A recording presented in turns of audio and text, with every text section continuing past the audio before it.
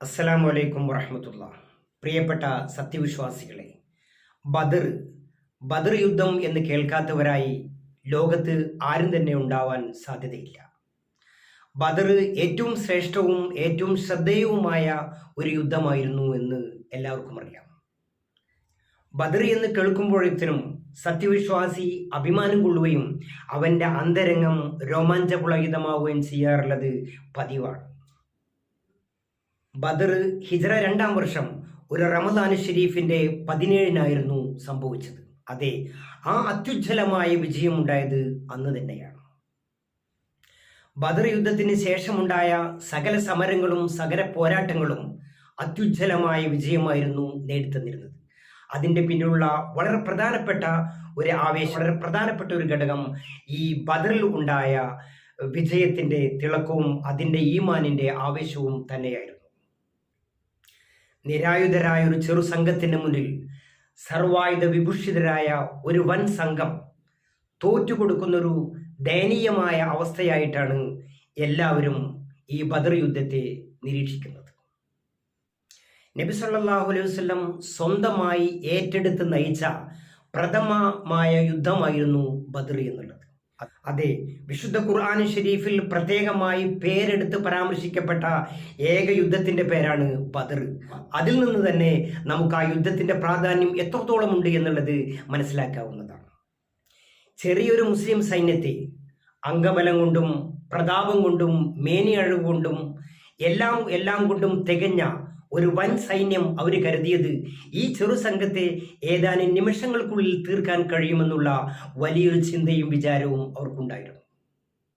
പാട്ടുപാടിയും dance ചെയ്തും യോദ്ധാക്കളെ അങ്ങേയറ്റം പ്രോത്സാഹിപ്പിക്കുന്ന സ്ത്രീ രത്നങ്ങളും അതുപോലെ പരിചാരകരും അവർക്ക് ഏറെ അഹംഭാവത്തിലേക്കും അഹങ്കാരത്തിലേക്കും നയിച്ചത് എത്രയും പെട്ടെന്ന് അല്ലെങ്കിൽ ഞൊടിയിടയിൽ പരാജയത്തിൻ്റെ പടുകുഴിയിലേക്ക് അത് തള്ളിവിടുകയുണ്ടായി.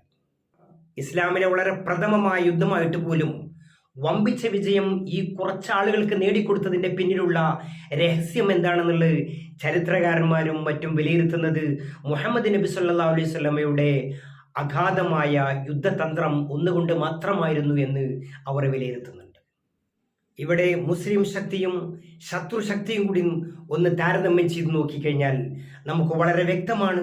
വെറും 313-ന്റെ പട്ടിണി പാവങ്ങളായ ഉപവസിച്ചിരിക്കുന്ന ബദരീങ്ങളും അതുപോലെ ശത്രു സൈന്യങ്ങൾ ഉണ്ടും ഊട്ടിയും എല്ലാ നിലക്കും ആർഭാടപൂർണമായ 1000 പേരോടാണ് ഇവർ പൊരുതിയത്.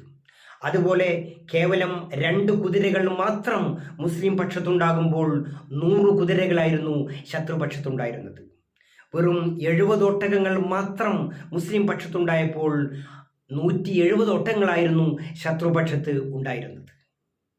അതെ, ബദറിൽ പങ്കെടുത്ത 313 ശുഹദാക്കൾ, ആ 313 ശുഹദാക്കൾ ഏറ്റവും വലിയ ധീരന്മാരും ശൂരന്മാരുമായിട്ട് ചരിത്രം വിശേഷിപ്പിക്കുമ്പോൾ അതിൽ ഏറ്റവും താരങ്ങളായിട്ട് നിൽക്കുന്നത് 14 പേർ മാത്രമാണ്.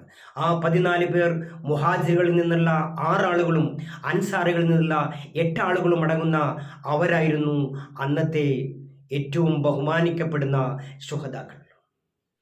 ഇവിടെ നാം പ്രത്യേകമായി ഓർക്കേണ്ടത് ശത്രുപക്ഷത്തിൽ നിന്ന് മരണപ്പെട്ടവർ വെറും 70 പേർ മാത്രമായിരുന്നു.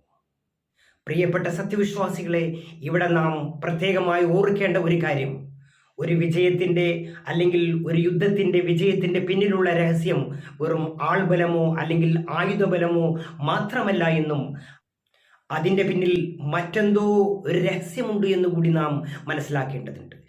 വിശുദ്ധ ഖുർആൻ ഷരീഫ് ഈ ബദർ യുദ്ധത്തെ പറ്റി പരാമർശിച്ചത് യൗമുൽ ഫുർഖാൻ എന്നാണ്.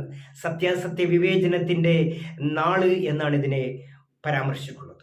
അതെ, യോദ്ധാക്കളും ആയുധങ്ങളും മറ്റു സൗകര്യങ്ങളൊക്കെ വളരെ വളരെ പരിമിതമായിട്ട് പോലും അത്യുജ്വലമായ വിജയം ഇവിടെ നേടിത്തന്നതിൻ്റെ പിന്നിലുള്ള രഹസ്യം ഈമാൻ എന്ന വജ്രായുധം മാത്രമായിരുന്നു എന്നാണ് സത്യവിശ്വാസികൾക്ക് മനസ്സിലാക്കാനും ഉൾക്കൊള്ളാനും വിശ്വസിക്കാനും ഉള്ളത്. Wish you all the best. Thank you. അസ്സലാമു അലൈക്കും.